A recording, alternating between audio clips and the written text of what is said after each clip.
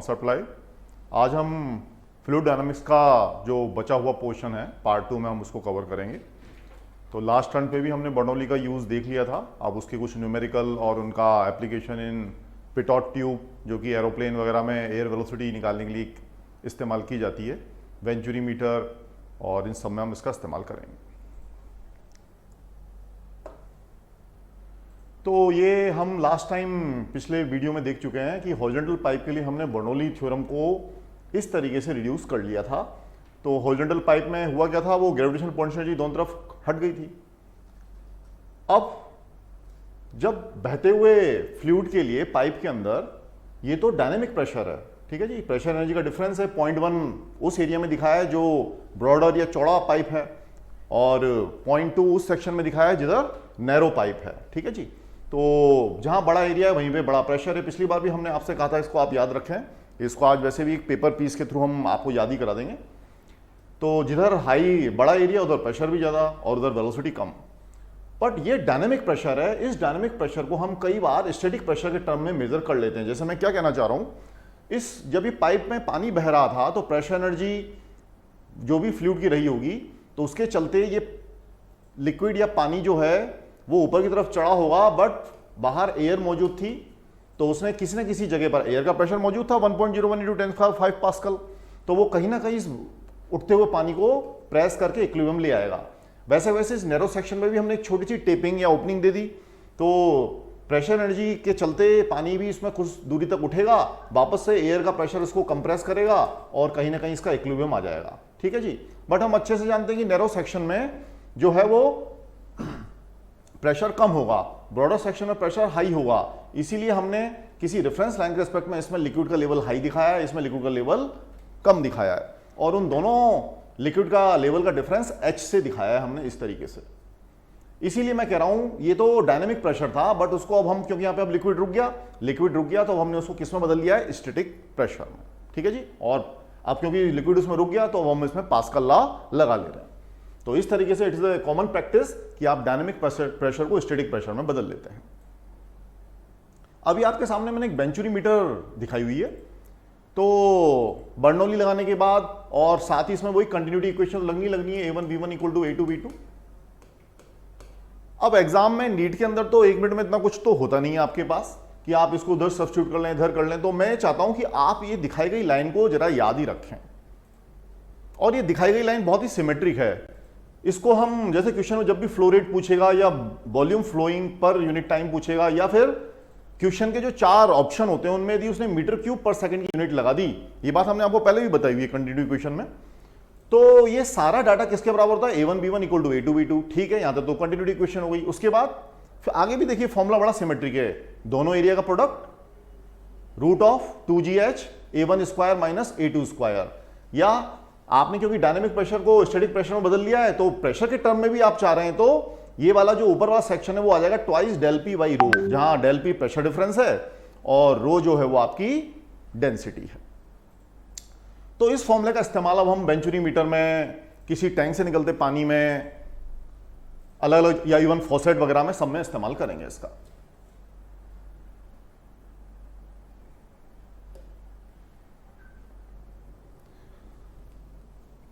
Area, pressure and velocity का ये जो बार बार हम बॉक्स इस्तेमाल कर रहे हैं याद रखने के लिए, उसके लिए मैं देखिए मैं आपको एक छोटी सी ट्रिक बताता हूं। ये एक पेपर पीस है, कोई जादू नहीं है। इस पेपर पीस को मैंने इस तरह से फोल्ड कर लिया, और जरा देखिएगा मैं इसमें फूंक मारूंगा, सामने करके दिखा रहा हूं मैं आपको, तो आपको लगे नहीं मैं कोई जादू कर रहा हूं। देखिएगा जैसे इसमें फूंक मारी जाती है, ये पेपर का पीस फूलने की बजाय चिपक जाता है। आप गौर करिए जरा यहां पर, ये देखिए, यानी जैसे ही वेलोसिटी बढ़ रही है तो प्रेशर क्या हो रहा है, इस पेपर के अंदर रिड्यूस हो रहा है। यही मैं आपसे कहना चाह रहा हूं। तो कहीं भी यदि हम फ्लूइड का वेलोसिटी बढ़ा देते हैं तो वहां पर प्रेशर क्या होता है, कम हो जाता है। तो ये प्रिंसिपल देखिए कितनी सारी जगहों पर इस्तेमाल हुआ है। बॉलर जो होता है वो इसका बखूबी इस्तेमाल करता है। क्या करता है बॉलर, पहले तो रनअप लेता, वो दूर से दौड़ता हुआ आएगा, तो ये तो उस बॉलर की वेलोसिटी रही। फिर डिलीवरी से पहले भी जब वो एम्पायर के पास पहुंच जाता है पिच पर, तो वो ऑब्वियसली उंगलियों को घुमाता है। अब अलग अलग बॉलर का अपना शौक होता है, कोई इस प्लेन में, कोई इस प्लेन में, कोई ऑब्लिक प्लेन में। तो जब वो उंगलियों को घुमा के बॉल को डिस्चार्ज करता है, जो जरा गौर करिए, रोटेशनल का हम छोटा सा कंसेप्ट इस्तेमाल कर रहे हैं, सेंटर के अबाउट, क्योंकि ओमेगा से आपने घुमा दिया तो इस पॉइंट की रोटेशनल इफेक्ट की वजह से वेलोसिटी क्या होती है, आर ओमेगा, और वी तो ऑलरेडी उसी डायरेक्शन में थी। अब दोनों के वेक्टर एक ही डायरेक्शन में थे तो हमने जोड़ दिए, जबकि नीचे वाले पॉइंट पर क्या होगा, वी इस तरफ होगी, आर ओमेगा इस तरफ होगी, तो अपोजिट डायरेक्शन में वेक्टर होने से ये हो गया। तो अब बताइए किस तरफ की वेलोसिटी हाई है, ऑब्वियसली ऊपर की वेलोसिटी हाई है। और हम क्या देख चुके हैं, ये सब रिलेशन उल्टे चलते हैं, जिस तरफ वेलोसिटी हाई होगी वहां का प्रेशर क्या हो जाएगा, कम हो जाएगा। इसका मतलब बॉल के ऊपर वाले हिस्से में प्रेशर क्या होगा, कम होगा, और यहां पर प्रेशर ऑब्वियसली ज्यादा होगा। तो एरोफॉइल जैसा, एरोप्लेन जैसी कंसेप्ट लग गया, जिधर प्रेशर कम होगा बॉल जो है वो उधर से उठती हुई जाएगी, इसीलिए बॉल जो होती है वो किसी कर्व्ड या फ्लाइट पाथ में आ जाती है। अब डिपेंड करता है आपको इन स्विंग डालनी है, आउट स्विंग डालनी है, किस तरह से डालनी है, वो फिर आपके उंगलियों के रोटेशन प्लेन पर डिपेंड करेगा। तो ये वाला जो है, जिसको कि हम पिछले वीडियो में भी इस्तेमाल भी किया, अभी भी किया, ये मैंने बहुत साल पहले, शायद 20-30 साल हो गए, दूरदर्शन पर किसी टीचर ने बताया था, तब से मेरे दिमाग में था। तो मैं कभी भी क्लास में बर्नौली पढ़ाता हूं तो इस पेपर का तो मैं बहुत जिक्र करता हूं, क्योंकि हाल ही में मैंने बहुत सारे ऑनलाइन वीडियो देखे हैं, उसमें ना तो उन्होंने इसका जिक्र किया और ना ही पेपर का उन्होंने इस्तेमाल किया। बट मैं पहले इंडस्ट्री में काम करता था तो मैं इसका कॉन्सेप्ट इस्तेमाल करके इंस्ट्रूमेंटेशन में बहुत सारी चीज़ों को तेजी से समझ लेता था या सिखा देता था। तो ये पेपर का आइडिया मेरे को तब से ही रहा। तो देखिए कितना आसानी से फ्लूइड की वेलोसिटी बढ़ाते ही प्रेशर रिड्यूस हो जाता है। तो एरोप्लेन में तो हमने लास्ट टाइम पे भी डिस्कस किया था कि भाई एरोप्लेन को अपने व्हील पर, रनवे पर दौड़ाया जाता है, दौड़ाने से जो भी हवा होगी वो उसके विंग्स के ऊपर से पास होती है। अब क्योंकि विंग्स के ऊपर एक लंबा पाथ हो जाता है तो लंबे पाथ पर चलने के लिए एयर को वेलोसिटी हाई रखनी पड़ती है, तो वहां का प्रेशर लो हो जाता है। तो जैसे ही प्रेशर लो हो जाएगा तो एरोप्लेन या एरोफॉइल को ये ऊपर की तरफ पुश करता जाता है। तो इसका इस्तेमाल, और अभी जो पेपर पीस का आपको इस्तेमाल बताया था, देखिए डेली लाइफ में भी किस तरीके से ये, जब आप छींक बीक लेते हैं तो पता है यदि छींक लेते वक्त हमारी एयर की वेलोसिटी बहुत ज्यादा हो जाती है, वेलोसिटी फास्ट होगी तो फिर देखिए प्रेशर कम होना है, इसका मतलब कि हमारा गला चिपक जाता या हमारा जो विंड पाइप होता है वो चिपक जाता। यही तो मैं आपको सिखा रहा हूं। तो देखिए क्या हो रहा है, हमारे विंड पाइप के चारों तरफ नेचर ने या गॉड ने रिंग ऑफ कार्टिलेज दिए, तो भले ही हम छींक रहे हैं या तेजी से दौड़ते दौड़ते सांस ले रहे हैं, तब भी हमारा जो विंड पाइप होता है वो कोलैप्स नहीं करता, अदरवाइज तो ये चिपक जाए और हमको फर्दर सांस लेने में मुश्किल हो जाए। क्यों, हम तो ये वाली बात कर रहे हैं ना कि भाई जैसे एयर की वेलोसिटी छींकते वक्त फास्ट होती, प्रेशर रिड्यूस हो जाता। इसी तरीके से जैसे कोलेस्ट्रॉल बढ़ जाए ब्लड के अंदर, ये ब्लड फ्लो हो रहा है, कोलेस्ट्रॉल से क्या दीवारें थोड़ी मोटी हो जाएंगी और जो ओपनिंग होगी ब्लड फ्लो के लिए वो छोटी हो जाएगी। तो यहां पर भी क्या हुआ, एरिया छोटा हो गया तो वेलोसिटी बढ़ गई, वेलोसिटी बढ़ती प्रेशर कम हो गया। अब ये जो प्रेशर कम हो गया तो ये उस ब्लड ट्यूब को फर्दर नैरोइंग यानी और सिकोड़ता चला जाएगा। इसलिए दौड़ भाग करें, फालतू का खाएं नहीं, जितना खाएं उतनी एक्सरसाइज करें। तो बर्नौली थ्योरम इस तरीके से बायोलॉजिकल साइंस में भी कई जगह आती है। वापस से हम तो वहीं आ जाएं, हमने ये वाला फॉर्मूला आपसे कहा है कि आप याद रखें, बड़ा सिमेट्रिक फॉर्मूला है। तो इस फॉर्मूले का इस्तेमाल हम उधर वेंचुरीमीटर में भी करके आए थे। वेंचुरीमीटर की दूसरी पॉसिबिलिटी ये भी होती है, इसको कई लोग पिटॉट ट्यूब भी बोल देते हैं, हालांकि पिटॉट ट्यूब काफी जनरल सेंस में, बड़े सेंस में होती है। तो इसके लिए, इस फिगर के लिए, या इवन ये जो पानी का टैंक होता है जिसका के लिए तो अभी हम रेंज वेंज सब निकालेंगे, तो पानी के टैंक के लिए, इसके लिए, और जब इसकी ओपनिंग ऊपर की तरफ थी उन सब के लिए आप इसका इस्तेमाल करेंगे। तो ये सेंस, ये वाला फॉर्मूला या ये वाला फॉर्मूला आप हैंडी रखिए। इवन ये फॉसेट में भी इस्तेमाल होता है। फॉसेट मतलब नल की जो धार होती है उसमें भी भाई बड़ा एरिया A1 से दिखा देते हैं, छोटा एरिया A2 से दिखाते हैं। तो ये मैं बहुत देर से आपको पहले भी यही डिस्कस करने की कोशिश की थी कि बड़ा एरिया आपको A1 से दिखाना है, छोटा एरिया आपको A2 से दिखाना है। और खुद इधर देख लें, बड़ा एरिया का स्क्वायर माइनस छोटे एरिया का स्क्वायर, तभी तो टर्म रूट के अंदर पॉजिटिव आएगी, अदरवाइज ऐसा नहीं होता तो क्या होता है, वो इमेजिनरी पार्ट हो जाता।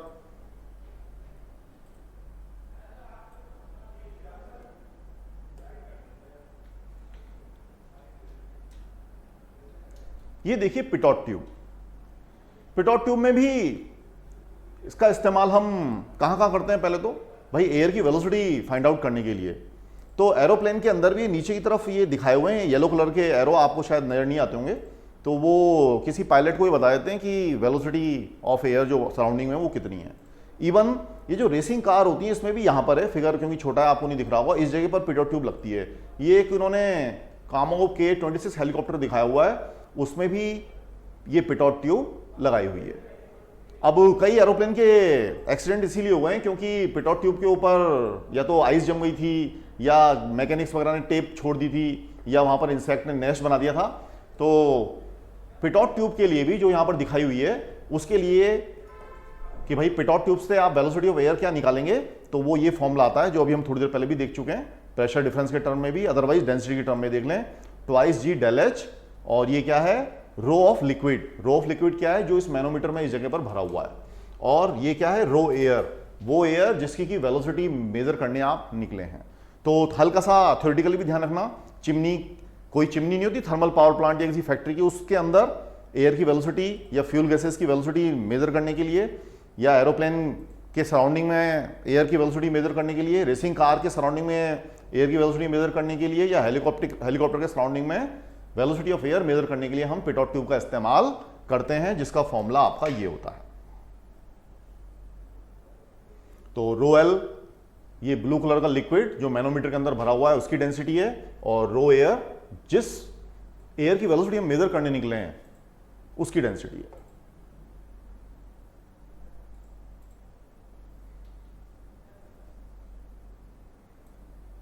अब हम स्पीड ऑफ एफ्लक्स या टॉरिसेली लॉ को देखने जा रहे हैं। फॉर्मूला इसमें भी वही इस्तेमाल किया है। तो कुछ टर्म देखते जाएं। ये छोटी सी ओपनिंग है A2, जिसका एरिया है, यहां से निकलने वाले फ्लूइड की वेलोसिटी V2 है, और उसी को हम स्पीड ऑफ एफ्लक्स बोलें। और ये जो ओपनिंग है वो ग्राउंड से h-h दूरी पर है, जबकि जो फ्री सरफेस है वहां से इस ओपनिंग की डिस्टेंस स्मॉल h है, फ्री सरफेस से टैंक के बॉटम की डिस्टेंस h है। तो सिंबल आप सारे देख लें, क्योंकि उन्हीं का इस्तेमाल हम फॉर्मूला में करेंगे। तो एफ्लक्स या ये जो ओपनिंग है उससे निकलने वाली वेलोसिटी का फॉर्मूला ये आएगा। ये हम ये इसी को रीअरेंज किया है हमने। तो V2 जब निकालना था हमको, तो V2 निकालने के लिए क्या करेंगे भाई, A2 से फ्री होना है, तो A2 से A2 कट गया, यहाँ पर क्या बचेगा A1, और फिर से यहाँ पर A1 को कॉमन में लेंगे तो A1 इसको काट देगा, और यहाँ पर टर्म क्या आएगी A2/A1। मैं ये चाहता हूं कि आप इस पर गौर करें, V के नीचे यहाँ 2 लिखा है, तो ये नीचे की टर्म में देखो 1 लिखा है, ठीक है जी। तो इसको रीअरेंज करने के बाद ये आपका निकल के आ जाता है। एरिया दे दे तो यही फॉर्मूला लगाना है, पर जनरली क्या होता है, नीट लेवल पे कई बार वो एरिया देता भी नहीं है। तो जब एरिया नहीं दिया हुआ तो यहां पर हम क्या सब्स्टिट्यूट करें, तो होता क्या है, एक्चुअली टैंक वगैरह में कोई बड़ी पानी की टंकी में ओपनिंग क्या बहुत छोटी सी होती है, तो जनरली ये एज्यूम्पशन माना जाता है कि जो बड़ा वाला एरिया है वो इस छोटे वाले एरिया से बहुत बहुत बड़ा है। जैसे ही ऐसा हो जाएगा तो A2/A1 क्या होता है, इट इज टेंडिंग टू 0, क्योंकि ये बड़ी क्वांटिटी है वो छोटी है, तो इनका जो रेशियो होगा तो वो क्या होता है, 0 की तरफ अप्रोच करने लगता है। तो ये टर्म ही आपकी नेग्लिजिबल मान ली जाती है एज कंपेयर टू 1। तो जब यहां 1 रह गया, ये ऑलमोस्ट 0 हो गया, तो ये कितना आएगा आपका √2gh। तो स्पीड ऑफ एफ्लक्स ये लीजिए। तो ये तभी इस्तेमाल करना है जब आपको इसका और इसका एरिया नहीं दिया गया। पर ऐसे भी मेरे क्वेश्चन देखे हुए हैं, वो A1 और A2 यदि दिया हुआ है उस क्वेश्चन में और उसमें, तो आपको हमेशा A1 A2 का इस्तेमाल यहां पर करना ही पड़ेगा, तभी आपको करेक्ट आंसर मिलेगा। इसी में आगे चलते हैं। अब मान लीजिए इसमें से जो पानी निकला वो तो हॉरिजॉन्टल निकला। ये देखिए मैंने वेलोसिटी पानी की क्या दिखाई है, हॉरिजॉन्टल दिखाई है, ठीक है जी। तो √2gh ये वाला मैंने लिख दिया। पानी हॉरिजॉन्टल निकला तो उसकी वर्टिकल वेलोसिटी 0 होगी। अब वो वर्टिकली जब वो इस तरह से प्रोजेक्टाइल मोशन में गिरेगा तो इधर डिस्टेंस कितनी ट्रेवल करनी है, h-h। और मान लीजिए उसने हॉरिजॉन्टल डायरेक्शन में r डिस्टेंस ट्रेवल की, तो उसको हमने रेंज बोल दिया। तो वही s = ut + ½ ईच एक्सिस पे लगाएं, पहले x एक्सिस पे फिर y एक्सिस पे, तो आपके सामने रेंज निकल के ये आ जाती है, ठीक है। तो पानी की रेंज यानी distance travelled in horizontal direction ये निकल के आएगी। इसकी मैक्सिमम वैल्यू आपकी वापस से h ही आती है, यानी कि फ्री सरफेस टैंक्स के बॉटम से कितनी ऊपर है। और ये डाटा कहां पर आता है, जब कभी भी h की वैल्यू h/2 हो, यानी कि जो होल है वो आप एग्जैक्टली यहां से लेके यहां के मिड पॉइंट पर करेंगे, ठीक है जी। तो when the opening of hole is just in between of the head of tank to that of bottom of tank, उस समय आपको मैक्सिमम रेंज मिल जाती है। 1/2 का डाटा बड़े आराम से याद रख सकते हैं। ये आपके कुलाम में भी क्वेश्चन आता है कि भाई किसी चार्ज को किस तरह से डिस्ट्रीब्यूट करें कि मैक्सिमम फोर्स लगे, तो वहां भी हाफ का ही डाटा आता है। ये क्वेश्चन मेरा यहां भी देखा हुआ है ग्रेविटेशन वाले में, कि भाई कोई मास दिया गया है उसको किस तरह से डिवाइड करें। तो एक मास को x मान लेते हैं, दूसरे को m माइनस एक्स मान लेते हैं, ठीक है जी, क्योंकि x हटा देंगे m में से क्या आएगा m माइनस एक्स, फिर इस टर्म को मैक्सिमाइज करते हैं तो वो हमेशा हाफ हाफ का ही आता है। तो जब भी आप आधा आधा तोड़ लेते हैं किसी चीज को तभी जाके उनका प्रोडक्ट मैक्सिमम आता है। आप ये डाटा अदरवाइज चाहें तो 1/3 2/3 करके देख लेना, वो जो डाटा आएगा वो ऑब्वियसली इससे आपका कम ही आएगा। ये 0.22 आ रहा है जबकि ये 0.25 आ रहा है। एनीवे इसको याद रखने का तरीका है, तो चार्ज में मास में आपने कई बार हाफ हाफ वैल्यू को इस्तेमाल किया है। एक चीज और कहना चाहता हूं, यदि इस पूरी टैंक को आप फ्रीली फॉल करा दें, नीचे गिरा दें किसी, ठीक है जी, तो जस्ट छोड़ दी without the support of any rope और एनी बेस एसेट्रा, तो फ्री फॉल होगा। फ्री फॉल होती जी इफेक्टिव 0 हो जाएगा। जी इफेक्टिव 0 होती ही यहां पर ही जी की वैल्यू 0 डाल दोगे तो स्पीड ऑफ एफ्लक्स क्या होगी, 0 हो जाएगी, यानी पानी निकलना ही बंद कर देगा। ग्राउंड पर तो पानी इसीलिए किसी टैंक से निकल जा रहा है क्योंकि ग्रेविटी उस पानी को लगातार खींचती है, इसलिए पानी बाहर आ जाता है। पर फ्री फॉल में उस जी का इस्तेमाल जो यहां पे बाहर निकालने की कोशिश कर रहा था, वो जी उसको नीचे ही गिराने में हेल्प कर देता है, तो वो ये नीचे गिरना भूल जाता है। सैटेलाइट में तो ये होता है कि भाई उसमें फ्री फॉल जैसी कंडीशन ही होती है, वो नीचे गिरना इसलिए भूल जाता है कि वो जो जी होता है वो उसकी डायरेक्शन चेंज करने के काम में आता है। तो जी से या तो आप गिरा लो या घुमा लो तो ऑब्जेक्ट अपना दूसरी सारी एक्टिविटी भूल जाता है। तो यहां पर भी जब फ्री फॉल हुआ तो पानी बाहर निकलना भूल गया क्योंकि उसको सिर्फ एक ही चीज याद रहेगी, मेरे को तो जी एस्लेशन से नीचे गिरना है, मेरा फ्री फॉल है।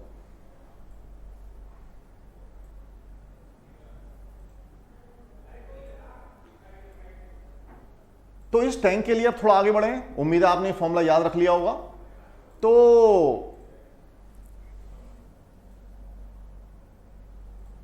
तो ये पानी का टैंक था, इसकी इस ओपनिंग से √2gh से फ्लूइड जो था या पानी जो भरा हुआ था वो बाहर निकल रहा था। तो जब भी पानी निकलेगा तो वो टैंक पर अपोजिट डायरेक्शन में फोर्स लगाता है। वैसे ही गन बुलेट वाली कंडीशन है, गन आपने चला दी तो बुलेट उधर गई तो गन पीछे आ रही है। तो निकलते हुआ पानी जो इतनी वेलोसिटी से है वो पेरेंट या जो ड्रम है या जो टैंक है उसको पीछे की तरफ फोर्स लगाएगा। अब क्योंकि फ्लूइड लगातार एक वेरिएबल मास की तरह, तो हम वेरिएबल मास वाला फोर्स का फॉर्मूला इस्तेमाल करेंगे। तो v dm/dt क्या हो जाएगा, area into velocity into density, दोनों को मल्टीप्लाई करेंगे तो क्या आएगा आपका ρ(a)v²। तो वेरिएबल मास की वजह से टैंक पर लगने वाला फोर्स क्या होता है, ρ(a)v², यानी वो एक बैक प्रेशर देता है। अब v की वैल्यू ये डाल दीजिएगा आप, √2gh, इसका स्क्वायर करके डालेंगे तो देखिए एफ्लक्स ऑफ वाटर की वजह से टैंक पर इतना फोर्स बैकवर्ड डायरेक्शन में लगता है। अब यहीं पर अपन ने क्या करा भाई, 2 होल कर दिए, एक इधर एक इधर, जिसकी पानी के हेड से इधर से डिस्टेंस h1 है और इधर से हेड जो है h2 है। तो इधर निकलने वाला पानी इस तरफ फोर्स लगाए, इधर निकलने वाला पानी इधर फोर्स लगाएगा। अब force is a vector quantity, तो अपोजिट डायरेक्शन के फोर्स होने से अपन ऑब्वियसली माइनस का इस्तेमाल कर लेंगे। तो यही चीज है, बट इसको 2 होल के लिए अलग अलग डायरेक्शन में लिया है, इसलिए अपन ने force is a vector quantity तो माइनस का इस्तेमाल कर लिया। फिर से इसका वेक्टर में इस्तेमाल देखिए, ये ऐसा भी क्वेश्चन है, ये भी एक बहुत बड़े ब्रांडेड कोचिंग के ही मॉड्यूल में दे रखा है कि भाई एक पाइप है जिसको आपने 9 डिग्री से छोटा कर रखा है, मतलब 270 डिग्री में तो एग्जिस्ट करता है पर यहां पर नहीं करता है। पानी की एंट्री करा दी, तो एंट्री करता हुआ पानी जो भी पाइप पर फोर्स लगाएगा उन दोनों फोर्स के बीच में कितने का एंगल होगा, 90 डिग्री। फिर वेक्टर का फॉर्मूला हम जानते हैं, a² + b² + 2ab cos theta, तो थीटा की वैल्यू 90 डिग्री डाल दी तो अल्टीमेटली टर्म कितना बचा, a² + b²। अब क्योंकि दोनों तरफ सिमिलर डेंसिटी का पानी है, जितनी वेलोसिटी से एंटर करेगा उतने से ही बाहर निकलेगा, तो सारे कंडीशन सेम होने से फ्लूइड द्वारा लगाया गया बैक प्रेशर वो इक्वल अमाउंट में होगा, इसलिए मैंने इक्वल 1 से वेक्टर का मैग्नीट्यूड इस्तेमाल कर लिया। सॉल्व किया तो f√2 और f की वैल्यू मैंने क्या डाल दी, ρ(a)v²। तो दिखाएगा इस पाइप के लिए आपका बैकवर्ड फोर्स आ जाएगा ρ(a)v² इंटू √2। अब हम देखिए कुछ क्वेश्चन स्टार्ट करते हैं। ये तो बहुत ही रिसेंटली आया हुआ है 2019 में, आप एक बार क्वेश्चन पढ़ लीजिए।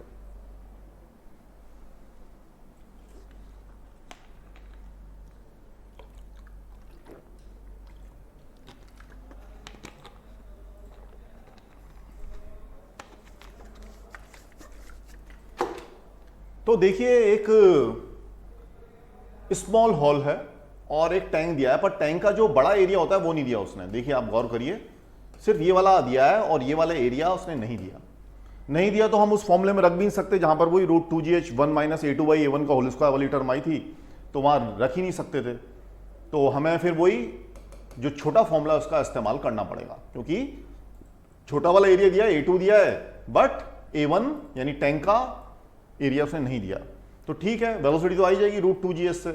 तो इसमें उन्होंने h की वैल्यू दे रखी है, तो 2 यहां लिख दिया, तो 2 2 जा 4 × 10 40, तो ये रफली 6 पॉइंट समथिंग आएगा। अब उसने पूछा क्या है, द रेट ऑफ फ्लो, यहां पर ध्यान देना है, यदि यहां ध्यान चुक गए तो कोई बात नहीं, यूनिट पे ध्यान दे लो। तो मीटर क्यूब पर सेकंड में उसकी यूनिट आ गई, यानी रेट ऑफ फ्लो निकालनी है, मतलब एरिया इनटू वेलोसिटी किस जगह पर निकालनी है, वही छोटे वाले होल से। तो इसका एरिया चाहिए होगा, इस वो उसने दिया भी रखा है, तो यहाँ पर इसका एरिया भी चाहिए होगा, और यहाँ पे इसकी वेलोसिटी तो हमें पता ही है, तो वेलोसिटी पता चल गई, एरिया उसने दे ही रखा है, ये रहा 2 मिलीमीटर स्क्वायर। आंसर एम के सिस्टम में तो मिलीमीटर को मीटर में बदल लिया, तो बड़े आराम से ये सॉल्व किया जा सकता है। ठीक है जी, ये AIPMT 2015 में आया हुआ है, कंटिन्यूटी इक्वेशन का ही है, इसमें बर्नौली का ज्यादा इस्तेमाल हुआ ही नहीं है। कि एक सिलेंड्रिकल ट्यूब है, ये दिखा रखी है जो आपको बड़ी वाली, जिसका रेडियस R है और उसमें लिक्विड की वेलोसिटी V दे रखी है, फिर उसके आगे कोई जाली वाली जैसी कोई चीज लगा रखी है, इसमें छोटे छोटे होल हैं। तो क्वेश्चन आप देख लें जरा, तो n छोटे छोटे होल हैं, जिनमें हर एक होल की, ईच होल के लिए रेडियस कितनी रखी है, R। तो वही कंटिन्यूटी इक्वेशन लगाएंगे कि भाई बड़े सेक्शन से निकलने वाले पानी का जो एरिया इनटू वेलोसिटी है, क्योंकि डेंसिटी तो सेम होनी है, वो जो लिक्विड इधर है वही उधर है, तो बड़े वाले ट्यूब में एरिया क्रॉस सेक्शन तो ये हो गया, सिलेंड्रिकल ट्यूब बन रखी है, तो एरिया क्रॉस सेक्शन कितना हो, πr² multiplied by velocity of fluid inside this equal to, अब इधर आ जाए, ये ईच होल के लिए, तो n से तो बाद में मल्टीप्लाई कर लेंगे, बट ईच होल के लिए एरिया ऑफ क्रॉस सेक्शन कितना आएगा, πr², क्योंकि छोटे छोटे होल की रेडियस कितनी है, स्मॉल r, मल्टीप्लाइड बाय हर होल से निकलने वाली जो फ्लूइड की वेलोसिटी वो हमने Vx मान ली, ये तो हमको पता करनी है क्वेश्चन में। ठीक है जी, अब होल एक तो है नहीं, देयर आर n होल्स, तो जो भी यहां से पानी चलेगा उन n होल से अलग अलग निकलेगा, तो मास कंजर्वेशन से इसको हमने n से मल्टीप्लाई कर लिया, बस Vx को सॉल्व कर लें, आपका आंसर आ जाएगा VR² डिवाइड बाय nr²। हमारा क्या ऑप्शन होगा, ये वाला होगा। इसको देखिए, इसको आप पढ़ लीजिए,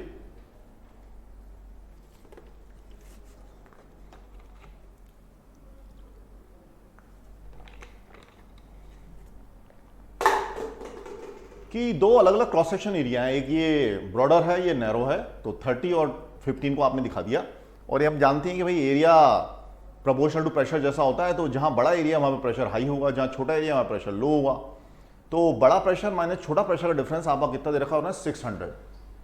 ठीक है जी, इसमें भी वही रेट ऑफ फ्लो पूछा आपसे, तो यानी एरिया इंटू वेलोसिटी करनी पड़ेगी हमको, तो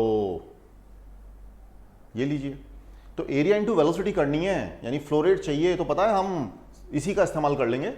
ये देखिए इधर, ये वाला क्यों, क्योंकि देखो प्रेशर डिफरेंस डेल्टा पी दे रखा है उसने, ये डेल्टा पी तो उसने दे ही रखा है सीधा सीधा। ठीक है जी, तो ट्वाइस ये डेल्टा पी हो गया आपका 600, ठीक, और A1 A2 करना है, तो फर्स्ट का एरिया कितना है, 30 सेंटीमीटर स्क्वायर, ये 30 × 15 सेंटीमीटर स्क्वायर को मीटर में बदल लिया, ये मीटर का कन्वर्जन हो गया। यहां पर भी वही है, ये रहा एरिया, तो ये अपन ने सेंटीमीटर को मीटर में बदल लिया, ये फिर से A2 एरिया सेंटीमीटर को मीटर में बदल के स्क्वायर लगा दिया। अब क्या मिसिंग है, एक डेंसिटी और मिसिंग है, तो डेंसिटी के लिए इस टर्म को, क्योंकि रो नीचे की तरफ आएगा, पानी की डेंसिटी कितनी होती है, 1 डिवाइड बाय 1000, तो इसको जब आप सॉल्व कर लेंगे तो आपको आंसर ये वाला मिलेगा। तो ये फॉर्मूला बहुत काम का होता है, इसको आप यदि ध्यान रख लें, और क्वेश्चन में देखें फ्लो रेट पूछा कि स्पीड पूछी है, स्पीड पूछे तो फिर से एरिया हटाना पड़ेगा, तो इसको एरिया से मल्टीप्लाई तब मत करिएगा।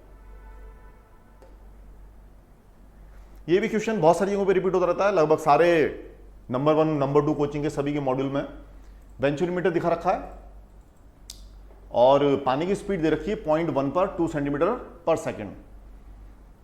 अब आपसे पानी की स्पीड पूछी है 0.2 पर, तो देखिए सबसे अच्छी बात तो ये स्पीड तो वैसे ही लिख रहा है, फ्लो रेट नहीं लिख रहा, फिर यूनिट भी देख लीजिए आप, हर जगह वही सेंटीमीटर पर सेकंड जैसी यूनिट है, तो अब तय हो गया कि हमको ऑब्वियसली सिर्फ V निकालना है, फ्लो रेट की बात वो नहीं कर रहा। तो फिगर भी दे रखा था क्वेश्चन में, ठीक है जी, तो लैंग्वेज भी दे रखी है और फिगर भी दे रखा है। तो ये बोल रहा है कि जो डायनेमिक प्रेशर था it has been converted into static pressure, और स्टैटिक प्रेशर में हम क्या देखते हैं कि दोनों तरफ लिक्विड की हाइट का डिफरेंस कितना है, 5.1। तो हमारा फॉर्मूला ये रहा, हॉरिजॉन्टल पाइप है तो P1 minus P2 equal to ρ/2 V2 square minus V1 square, और जो डायनेमिक प्रेशर है that can be written as static pressure like ρg del H। तो ये एक्चुअली वो डेल एच ही उसने दिखा रखा है। डेल एच की वैल्यू आपकी कितनी हो गई 5.1 mm। और यहां भी वही लिक्विड है, ये सब दोनों तरफ डेंसिटी सेम है, तो डेंसिटी तो इस टर्म में वैसे भी कट ही जानी है। तो अब जरा हम वैल्यू रखना शुरू करते हैं। पूरा क्वेश्चन सीजीएस सिस्टम में तो जी की वैल्यू 9.8 नहीं रखनी है भाई, ये बहुत बच्चों से गलती होती है, क्योंकि जैसे ही सीजीएस सिस्टम में जाते हैं वो डाटा 9.8 मीटर पर सेकंड स्क्वायर के बजाय 1000 सेंटीमीटर पर सेकंड स्क्वायर हो जाता है। तो यहां पर जी की वैल्यू आपने कितनी लिखी है 1000, और ये जो स्टैटिक हेड है उसका डिफरेंस सीजीएस सिस्टम में चल रहे हैं तो 5.1 को आपने सेंटीमीटर में बदल लिया, तो ये सेंटीमीटर का डाटा है। अब इधर आ जाओ, रो तो कट ही चुका है, हाफ ऑफ v2 स्क्वायर, ये v2 तो आपका अननोन है, और v1 आपका फिर से कितना है, वही 2 दे रखा है। डाटा को उसमें डालिएगा तो आपको बड़े आराम से 32 सेंटीमीटर पर सेकेंड यानी सेकेंड ऑप्शन मिल जाता है।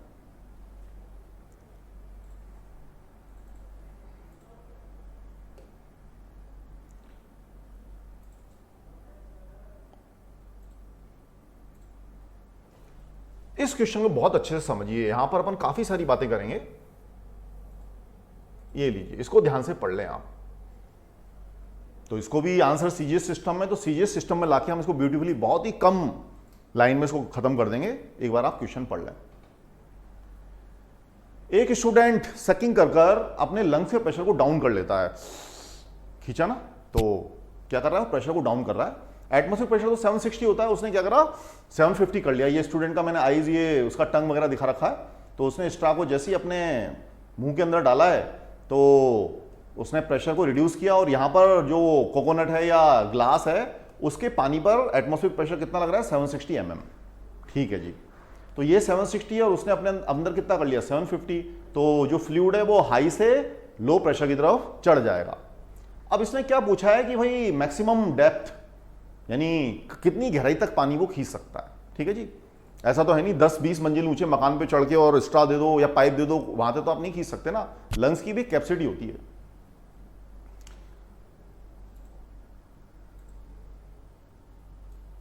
अब प्रेशर भी आपको मरकरी की हाइट के टर्म में दे रखा है, तो मरकरी की डेंसिटी कितनी होती है 13.6। मैं क्वेश्चन में पहले ही क्लियर कर दूं, पी वो क्या रहा है पानी, मरकरी नहीं पी रहा, देखो तो वाटर यानी पानी पी रहा है, और प्रेशर जो है वो मरकरी के टर्म्स में दिया है, ये जरा अंतर ध्यान रखिएगा।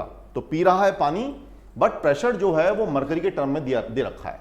ठीक है जी, तो मैक्सिमम डेप्थ या मैक्सिमम हाइट निकालनी जब तक पानी चढ़ जाए। तो जब भी मैक्सिमम वर्ड आता है तो आप प्रोजेक्टाइल वगैरह में भी ये करते हैं, क्या करते हैं फाइनल वेलोसिटी 0 कर देते हैं। तो हम तो बस ये चाह रहे हैं पानी कैसे भी चढ़ता चढ़ता चढ़ता मुंह तक पहुंच जाए, तो बस पहुंच गया तो हम ये मान लेंगे कि वहां पर भले ही वो उसकी वेलोसिटी 0 हो जाए।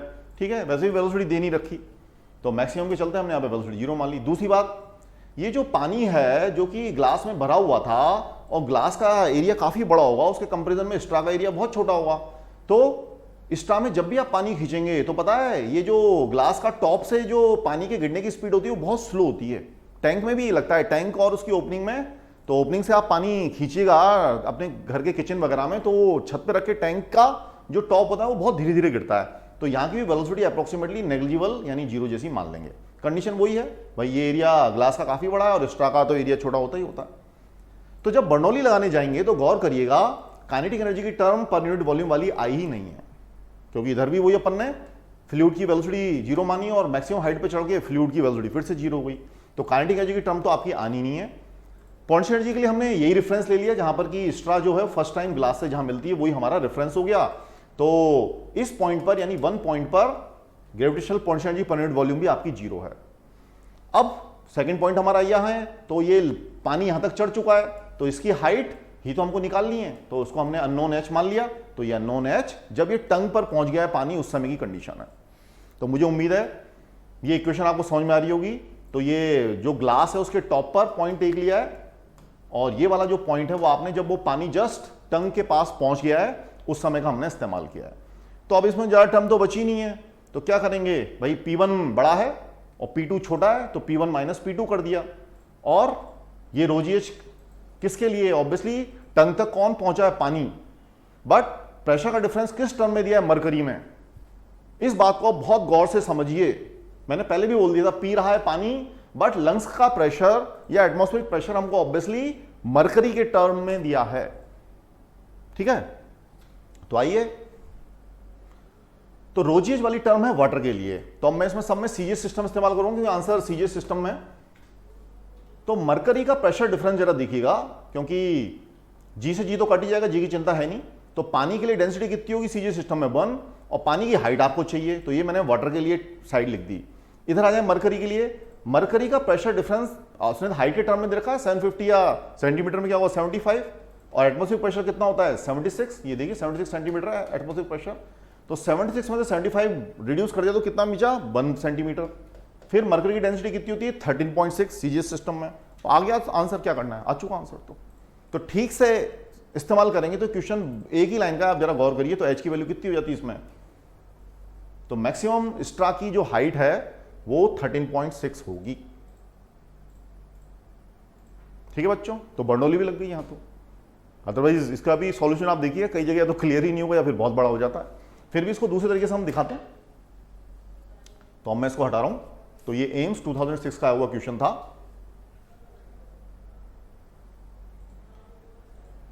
तो गौर करिए यहां पर ये H इक्वल टू उधर था प्रेशर डिफरेंस डिवाइडेड बाय रोजी। तो कई बार हेड के टर्म में ही फॉर्मूले को लिखना बहुत अच्छा होता है। तो यहां के थ्रू में ये कहना चाह रहा हूं, हेड यानी वही स्ट्रा की हाइट, या जब किसी को ब्लड चढ़ाना हो तो कितनी ऊंचाई पे ब्लड पाउच या ब्लड की बोतल रखें। तो जो हेड होता है वो प्रेशर डिफरेंस डिवाइड बाय रोजी। ये डेल पी वाला टर्म आएगा मरकरी के टर्म में, क्योंकि जब भी देगा भाई मरकरी कॉलम में हाइट, जैसे देखा ना मरकरी कॉलम में प्रेशर को दे रखा था, तो प्रेशर डिफरेंस तो आप मरकरी की टर्म में दे देंगे। बाकी हो सकता है ये नीचे वाला टर्म जैसे पानी पीने के लिए अपन ने इस्तेमाल किया, या ब्लड ट्रांसफ्यूजन जब कर रहे होंगे तो ये दोनों टर्म किसके लिए आएंगी, ब्लड की डेंसिटी के लिए आएंगी।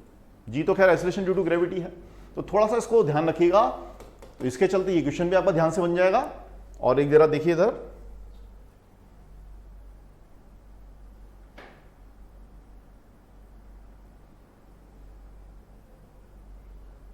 तो इसका हम इस्तेमाल करते हैं। एक क्वेश्चन है, देखिए